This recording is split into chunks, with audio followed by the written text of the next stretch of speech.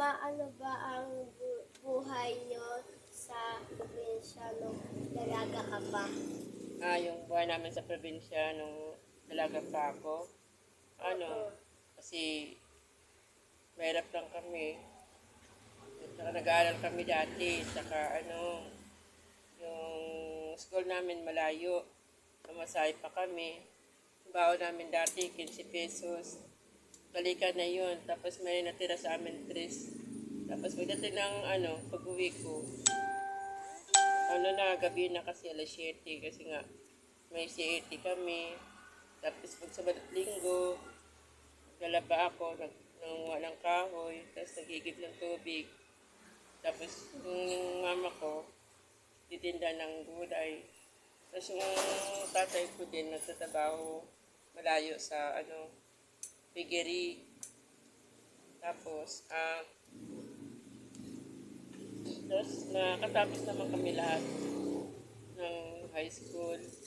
Tapos yung ate ko, nagkahiwalay na kami kasi nga may asawa na sila. Tapos malayo yung bahay nila. Tapos, siyempre may mga anak na rin sila. Meron ng bata kami, na nagtipon-tipon kami dati. Saya-sabayan namin. Didisko kami kung saan kami makakarating. Tapos pag nagpaalam ako sa tatay ko na mag-disco, hindi kami pinapayagan. Ginagawa ko, tumatalon ako sa bintana. Tumatalon ako sa bintana kasi para makadisco lang ako. Tapos madaling araw, umuwi ako doon sa bahay. Napagalitan ako ng tatay ko kasi nga mapasok pa ako sa school.